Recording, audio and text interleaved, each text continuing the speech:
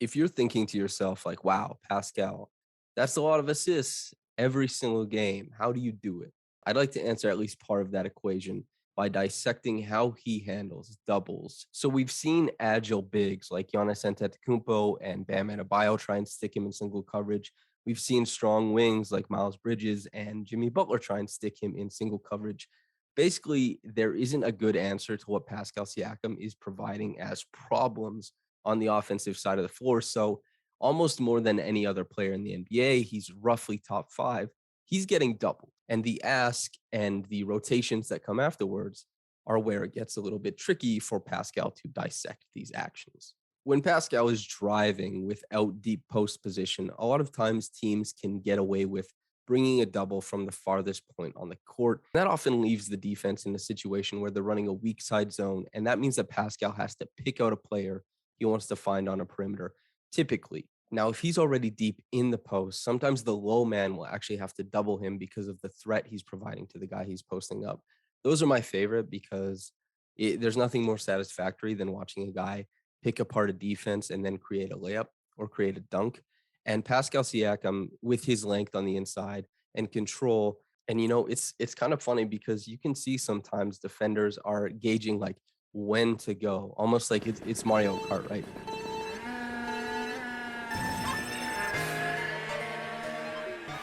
And so the interesting part about this is how Pascal can play cat and mouse with these different defenders, probe dribbles, escape dribbles to see how far they're willing to chase, where they'll pursue him to, and what type of passing lanes he can open up. Because Pascal typically has a good idea of what kind of shot he wants to create. But the defense sometimes can take away the first option. But in doubling, they're always going to be giving something up, whether it's one pass away and the shot's not that good, or whether it's a great opportunity for the Raptors if the play can be made by Pascal. This is the interesting aspect of this dynamic of his game is how often is he making the right play? How often is the double affecting him to the point where he is turning the ball over, to where they're winning and getting the ball out of his hands and forcing a reset.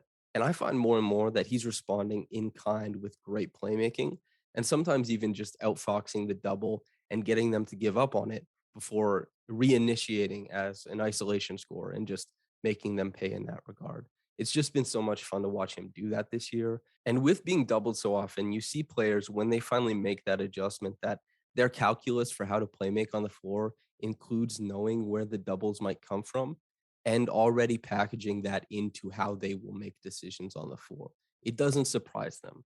They've seen so many looks over so many possessions that they understand where the reads are, and I think Pascal Siakam has gotten to that point, especially in this facet of the game. He's not perfect. He's still growing. But as far as handling doubles, he's reached a really high level. And the Raptors offense very clearly benefits from what he's able to do on that end of the floor, and particularly in the half court where they've previously lacked juice. So being able to get a defense in rotation, not even by advantage created, but just by presence on the floor, I am immensely impressed with Pascal Siakam. And it just makes me really excited for what he might be able to do in the postseason because this is a guy who's been too fast for the quickest bigs. He's been too strong for the strongest wings, and the touch has returned to his game. The 3-point shot, although more limited in sample, is returning. He has been shooting it well lately. And he has the mid range counter that he never had before. So he has more of a bevy of tools to go to, more options for how he can play make, more options for how he can score. And more than anything, I find that he's been choosing and toggling between them correctly in the most potent order. And it's made it so that defenses don't know how to handle him. And so the run we've been seeing as of late, I think, is a result of him understanding the full power of his game and him being able to decide in the correct order how to assault these defenses. That's what playoff basketball is all about.